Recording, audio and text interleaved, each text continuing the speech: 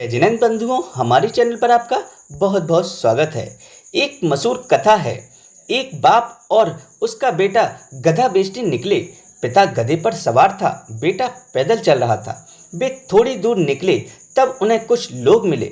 उनमें से एक ने कहा, देखो तो यह कैसा पिता है, खुद तो गधे पर सवार है और अपने पुत्र को पैदल चला रहा है। उसकी बातें सुनकर पिता गधे से नीचे उतर गया और पुत्र को बैठा दिया। कुछ आगे जाने पर कुछ महिलाएं मिली। उन्होंने कहा, कैसा बेटा है, बूढ़ा बाप पैदल चल रहा है और खुद मजे से सवारी कर रहा है। उनकी बातें सुनकर पिता पुत्र दोनों पैदल चलने लगे। थोड़ी आगे जाने पर कुछ और व्यक्ति मिले।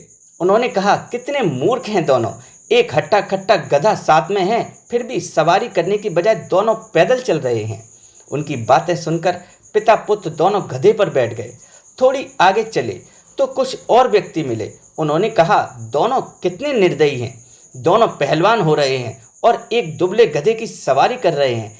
ऐसा लगता है जैसे ये इनसे मारना चाहते हों। उनकी बातें सुनकर पिता पुत्र गधे से उतर गए और दोनों ने मिलकर गधे को उठा लिया। जब वे बाजार पहुंचे तो वहां पर लोग उन्हें देखकर हंसने लगे। सभी कहने लगे, कितने मूर्ख हैं दोनों, कहाँ तो इन्हें गधे की सवारी करनी चाहिए थी और कहाँ ये दोनों गधे की सवारी बने हुए हैं। नए समय की कथा अब यहाँ से शुरू होती है। पिता पुत्र ने विचार किया कि बजाय लोगों की बात पर ध्यान देने के इस गधे से ही पूछा जाए कि उसका क्या विचार है। तब गधे ने उत्तर दिया कि बड़े मजे में हूँ, क्योंकि जब मालिक या उसका उपयोग करने वाले भ्रम में हों, दूसरों के बहकावे में आकर जब अपने मूल उद्देश्य से भटक रहे हों, तो लाभ मुझे मिलना है।